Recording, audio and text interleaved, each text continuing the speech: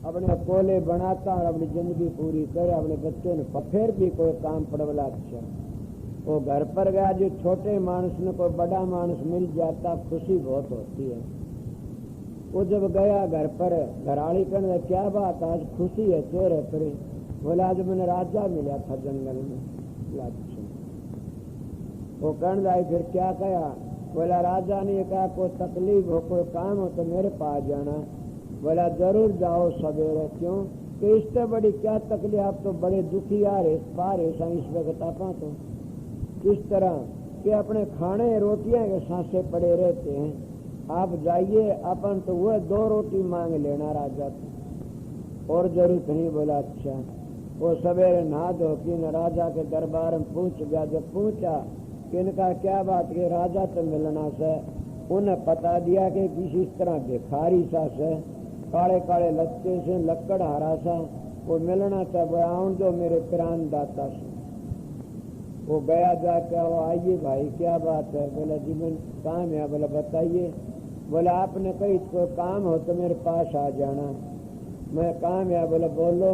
बोला जी बात ये मेरे बच्चे दुखी से, मैं रोटियां का आज जासूं कोले सारा दिन बनाता रहता हूँ, फिर भी काम नहीं चलता, मेरे पर दया कर दो।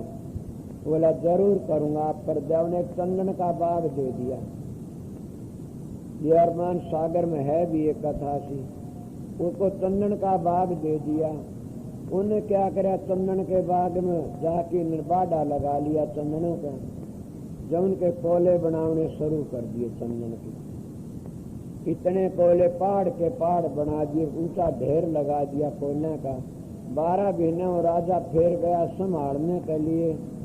राजा ने देखा कितने चंदन बनाए, कितने दरखत लाए से, कितने काटे से। देखो जो देखने का 5-4 पेड़ चंदन के सारा बाग खाली कर दिया। वो कहने लगा अरे भाई इतने ये क्या करे? चाड़े कर दिए। बोले क्या महाराज? कितने सारे चंदन के कोले कर दिए तो जुल्म कर दिए, तो बड़ा कीमती था चंदन तो।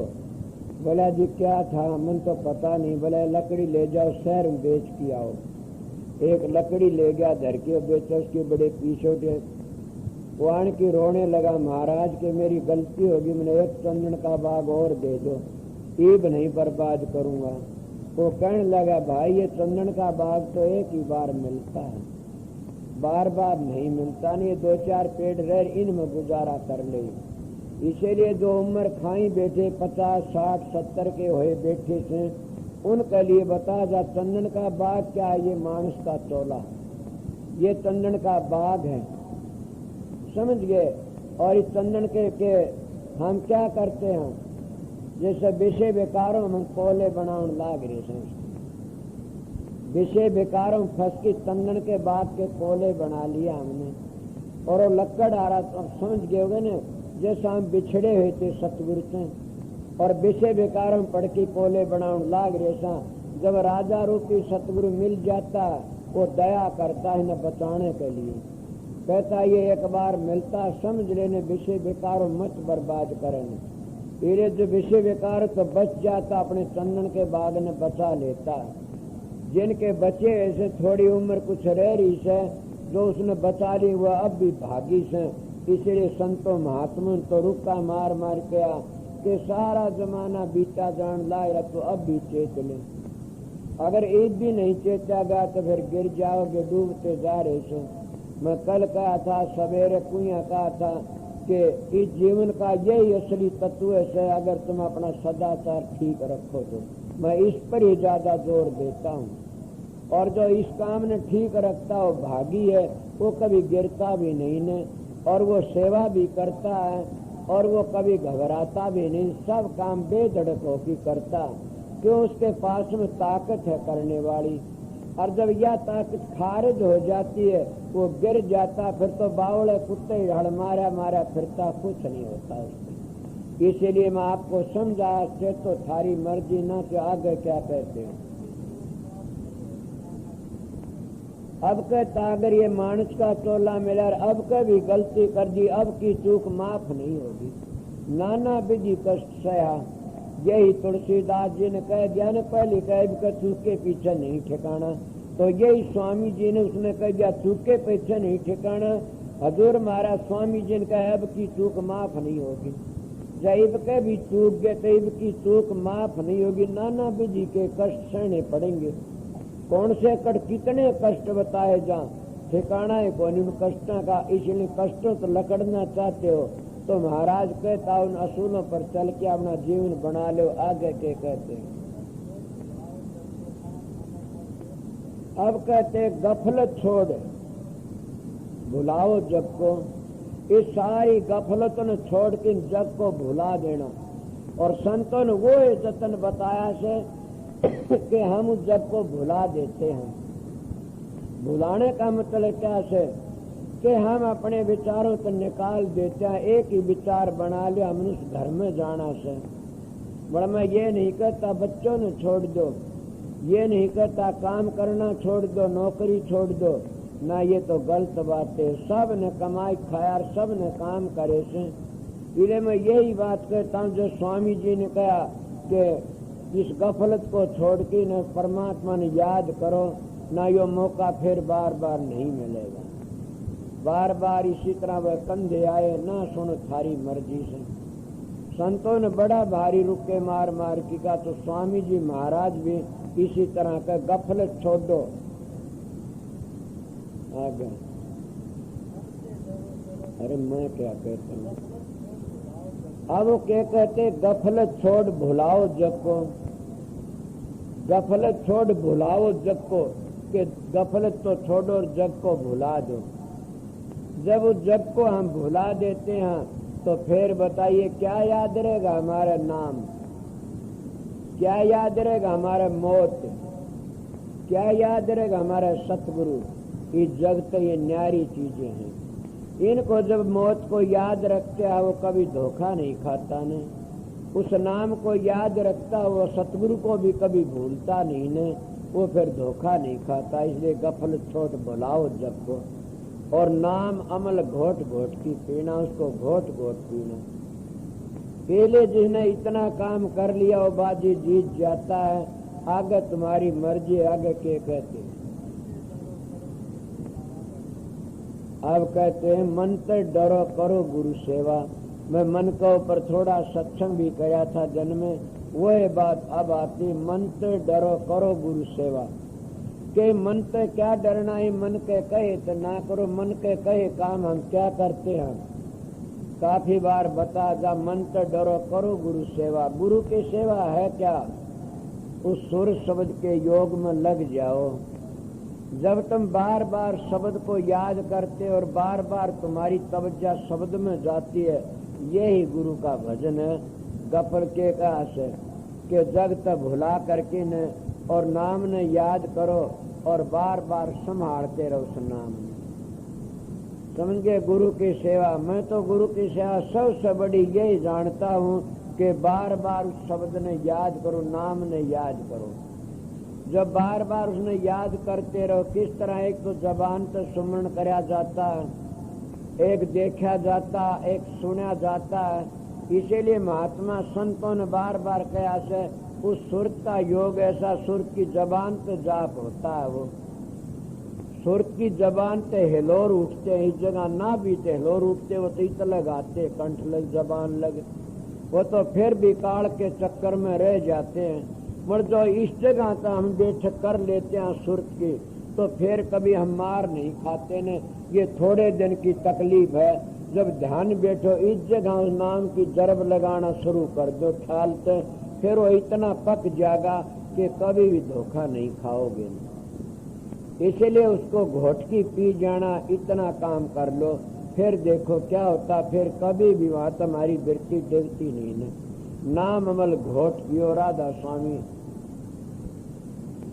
रुक्का मार की ने कह दिया, हिला दिया, रुक्का दिया, टेर दिया। इसीलिए सभी संतों ने ये कहा से कि सुमरण में सुरत लगाए कि मुख से कछु न बोल, बाहर के पट देख कि तो अंतर के पट खोल। कि जब तुम्हारी इतनी सुरत लग जाएगी, फिर भी कितनी बड़ी बात कहते हैं महात्मा लोग। इसी शब्द के मुताबिक फिर कबीर साहब कहते हैं कि रसना बिन बाणी हो और बिन चश्मे दीदार, बिन श्रवण सुने निर्मल तत् निहार। इसी तरह वह बात पहली वह ईब कह दी कबीर साहब ने हेर फेर करके ने। वो तो बिना रसना तो बाणी होती है उस जगह पर, और बिना चश्मे दीदार होता है, समझ गए। इले बिना कानों सुना जाता और निर्मल तत्व निहार के निर्मल चीज निहार की करना से। इले जो अभ्यास करने वाला इस तरह करता है तो स्वामी जी ने कहा उनका जीवन सफल हो जाता है। बड़ा हम क्या करते हैं, पूरे तो सुन लेते हैं फिर पल्ला झाड़ के चले जाते हैं। इसीलिए संतों सत्संग पर अमल करो। जितनी आए सब ने ये बातें कही, अगर कोई ना करा उनकी मर्जी। संतों तो रुक्का मार के चले गए। तो मैं भी अपनी ड्यूटी बजाई, थोड़ी बार आया था आपकी सेवा में। स्वामी जी महाराज का भागवत शब्द मिल गया, जैसा मेरी समझ में आया मैं आप लोगों को समझा दिया कि मैं एक ही बात पर जोर ज्यादा दिया से कि गफलत छोड़ करो सत्संग। इस गफलन छोड़ के न और गुरु की सेवा करो। और गुरु की सेवा ही मैं सबसे बड़ी यही मानता हूँ कि सुर शब्द का योग, और योग कहते हैं मिलाप को। जब मिलाप हो गया आत्मा और परमात्मा का तो गुरु की सेवा पूर्ण हो जाती है। ये गुरु की सेवा सबसे बड़ी, और ये सूरत करी जाती है। अगर कर सकते हो तो ना करो, थारी मर्जी में बाहर की सेवा की बंदगी करता हूँ, समझ गए। किसी महात्मा ने कहा मस्तक लाग रही मेरे गुरु चरणों की धूल। संत कहते हैं वह धूल तो जाके बहुत दूर है, पर हम बाहर के चरणों की बंदगी करते हैं, इस धूल की भी बंदगी करते हैं। जब गुरु के चरणों की धूल मस्तक पर लग जाएगी तो हमारा जामन मरण मिट जाएगा और 84 का फंद ही कट जाएगा। मगर हम बाहर की धूल की भी बढ़ाई करते हैं। इसीलिए मैं ये महाराज स्वामी जी की या कबीर साहब संतों की बड़ी भारी दया से बार बार जब जीवों पर इतनी दया करते आए, कभी कोई चोले में कभी किसी चोले में, वो सब तो ज्यों का त्यों था कि चोले बदलते आ जाते हैं। वो कभी किसी खोड़ में आणकिन बोलते हैं, कभी किसी खोड़ में आके बोलते हैं। शब्द वो ज्यों का त्यों न वो शब्द घटता न वो बढ़ता। जब शब्द घाटवाड़ नहीं होता तो अंतर की मंजिल भी घाटवाड़ नहीं होती। नहीं, जो अंतर की धुनी घाटवाड़ नहीं होती तो अंतर की मंजिल भी घाटवाड़ नहीं होती। तो फिर वो धुनी घाटवाड़ नहीं तो तुम दूसरी ओर की तोड़ फंसोगे। वर्णात्म नाम तो हम हजारों जप सकते हैं, धुनात्म तो सारी दुनिया का एक ही नाम से, वो दो नहीं हो सकते। मतलब धुनात्म कद पहुंचोगे, जब तुम पहुंचोगे और ध्यान बैठो करोगे, वो काम गुरु के बताए रास्ते चलोगे तो आप ही पता लग जाएगा। इसीलिए तो कबीर साहब ने कहा साए का छोड़ कर उतरे का घाट, समझो का मत एक और अणसमझे 12 बाट। समझो का मार्ग एक है तो अणसमझे 12 बाट होते। वो उसकी निंदा करता, वो उसकी बुराइयां करता, इन बुराइयों में अपना जीवन बर्बाद कर लेते। सुना नहीं बुरा देखण में गई, बुरा ने पाया को, जैतन खोजू अपना मत बुरा ने को। जब हम दूसरों की बुराई देखते तो गिर जाते, अपनी बुराई देखोगे तो तुम गिर जाओगे। मेरे महाराज कहा करते, मेरे महाराज के हजूर महाराज स्वामी जी की वाणी माती है कि गुण तो देखो तो सतगुरु के देखो, बढ़ाई करो तो सतगुरु की करो, बुराई करो तो अपनी करो। अपने औगणों को देख देख के निकालने की कोशिश करो, गिर जाओगे। और सतगुरु के औगणों की जरूरत नहीं, गुण देखने की कोशिश करो, वो गुण गिरही बन जाओ। जब हम गुण गिरही बन गए तो जीवन सफल हो गया।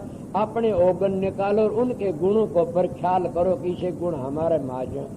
अगर सतगुरु डाढ़ी रहे तुम डाढ़ी रखल नहीं करोगे न, अगर सतगुरु लंगड़ामदा तुम लंगड़े हो जाए नहीं करोगे न, अगर सतगुरु काना तुम आंख फुड़वा लोगे नहीं करोगे। तो सतगुरु की रीस क्या करते हो?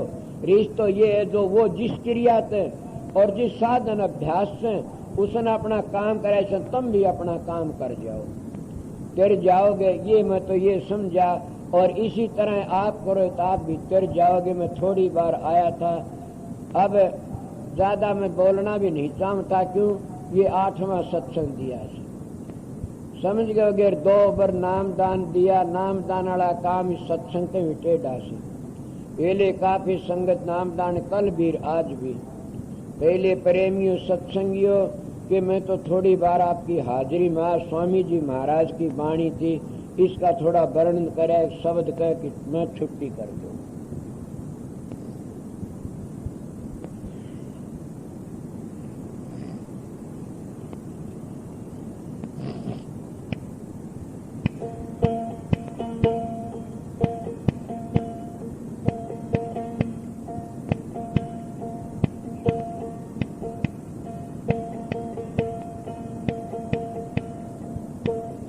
बाबल बेजरे बेण को गैरे डेगरिया भूल कुल में तम आए के ब्याज घुमा दिया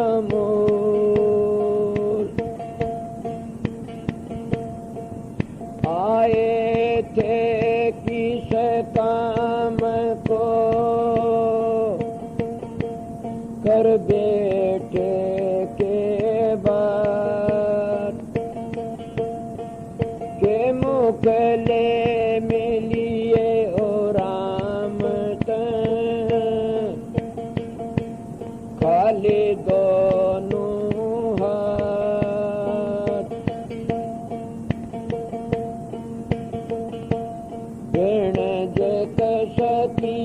रे ओ सौदागर व्यापारी बिणज कैसा किया रे ओ लालों के बिहारी ओ सौदागर व्यापारी ओ लालों के बिहारी बिणज कैसा किया रे ओ सौदागर व्यापारी बोधि गुण बल बूढ़े बोझा भर लिया भारी जी बोधि गुण बल बोझा भर लिया भारी जाना दूर पहुँचना मुश्किल मूर्ख नाय बिचारे बिणज कैसा किया रे ओ सौदागर व्यापारी बिणज कैसा किया रे ओ लालों के बिहारी ओ सौदागर व्यापारी ओ लालों के बिहारी बिणज कैसा किया रे ओ सौदागर व्यापारी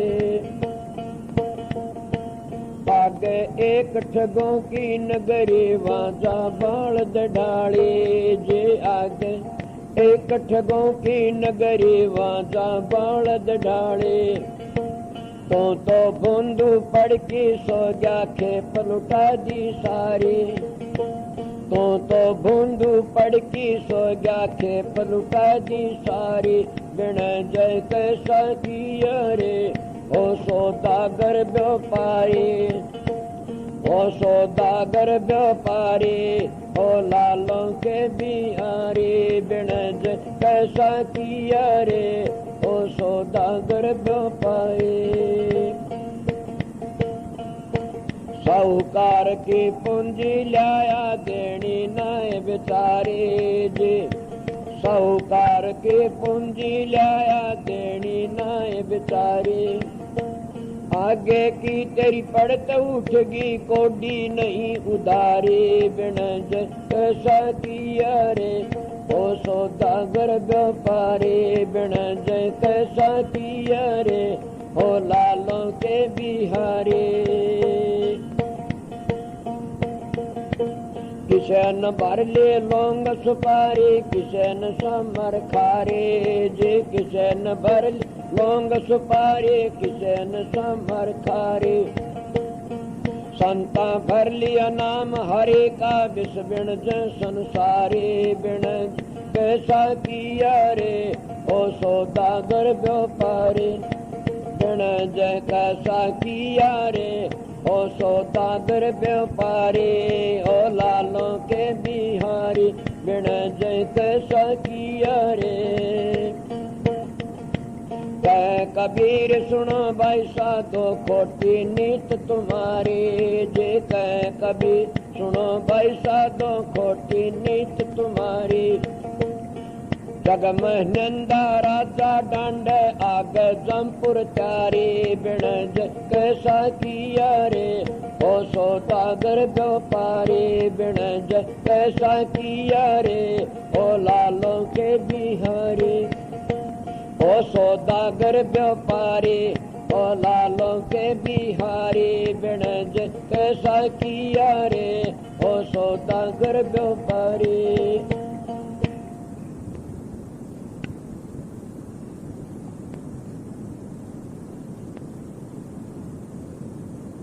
वही बात मैं पहली कह रहा था उस शब्द में वही समा गई। कबीर साहब कहते रे सौदागर व्यापारी। सारे सौदागर आए संसार में सौदा करने ले। वो सौदे को हमने मुद्दा सौदा कर लिया। सौदा करना आए थे सच्चार कर लिया झूठा। इसीलिए हम फंस गए उल्टे सौदे में। अगर कोई समझाने वाला आता है तो हम समझ नहीं सकते, को भागी ही समझता। इसलिए प्रेमियों सत्संगियों मौका लगा सवेरे फिर आऊंगा मैं घंटे आध घंटे आपकी हाजिरी में। अब भी मैं थोड़ी बार तब 1 घंटा तो सत्संग किया होगा आपका। काफी लोग तो इतना ही सत्संग में बहुत घना टाइम ले लेती, इतना ही मतलब फिर भी अमल करे तो थोड़ा ही बहुत से। मन सत्संग जो चीज की खवास रही जान वो अच्छा से मन मैं तो तुम्हारा अजीर्ण कर देता हूँ खुआ खुआ के कितने वो सत्संग दे दिया वो दे दिया वो दे दिया। फिर कहते सुन लिए 2-3 सालों न क्यों बैठे जो। और जो सत्संग 2 सत्संग जिंदा तो जाते नहीं जाने वाले यहाँ ही रहते कि सत्संग तो सुना ही नहीं ने। मैं कल कई दिन से कहीं भी सत्संग नहीं करे तो यहाँ नावड़े को नहीं संगत। और मैं सारा संगत सत्संग करके आता हूँ। इसलिए जाने महाराज जी आवेंगे के कराएं चाल की ने। तो इन के 27 तारीख तो सत्संग शुरू होना था। शब्दवाणी होने सत्संग होना कहते काल सुन लिया न 2 सत्संग चालो नहीं वे। जन्म सुन के कह 6-7 सत्संग चालो नहीं वे। इसीलिए छेक लेते मैं छेका देता हूँ क्या करूँ। अगर जो तो न उससे रहो इस बात में आप सुने को नहीं सत्संग तो फिर डिगना मुश्किल हो जाए। और मेरे बस की बात नहीं है, सतगुरु की दया है ऐसी से। जानता तो मैं भी और मन कहते में काफी। आज तुमने पर्चियों तो मिलते थे सब, आज शाम का क्वेश्चन पर्ची कौन ली ने क्यों न मेरे बस की बात रही। मैं कहता आउन दे भाई क्या करूं। और तुमने आदत पड़ी थी उस तरह थे, ये मेरे भी बस की बात नहीं है। मैं क्या करूं, मैं इसी तरह गुजरा से मेरा जीवन। मैं जिस महात्मा के पास जाता और नहीं बोलता तो मैं बड़ा दुखी हुंदा। अगर वो न्यू कहते भीतर बड़ा महाराज जी बोलने को नहीं अभी तो जी दुख पाऊंगा। मेरे वो बात याद आ जाती है तेरे पास कोई आता और तू बोले नहीं तो उसका भी जी दुख पाऊंगा होगा। इसलिए मैं आपकी हाजिरी थोड़ी बार बजाई। शब्दवाणी करो चाहे ठहरो चाहे अपने अपने कमरे में आराम करो। पर जिसकी ड्यूटी है भाई वह ख्याल रखना अपनी ड्यूटी पर जरूर भी। क्यों शांति तो टाइम गुजरिया सर, शांति तो गुजरेगा। जितने आए से भाई बहन माता बहन भाई तो इन सब ने ख्याल है मेरी इज्जत का भी। और ये सब के सब सारे समझदार हैं। इतना ख्याल रखना कोई गलत काम न हो। सब अपने होशियारी तो रहना और प्यार तो रहना। कोई भाई गुस्से में आकी बोल दे तब भी हाथ जोड़ के माफी मांग लेना। वरना शराबी कबाबी तो माफी न उसको बाहर निकाल देना। इन तो बच के रहना। क्यों वो कह क्या कंधे क्या कह जमड़ प्रेम तो माता बहन कई ऐसे गुस्सा होता घुड़न हो जाए तो उनका प्यार तो बोले शांति कर माता हो। कई भाई भी ऐसे होते हैं। तो लिए शांति तो रहना और अपनी ड्यूटी अपना काम करते रहना। फिर मैं आप लोगों में दर्शन करूंगा 4 बजे करूं, आगे पीछे करूं, कोई यहाँ करूं। फिर भी आके सत्संग का टेम दूंगा। आप लोग सबको राधा राधा स्वामी, राधा स्वामी।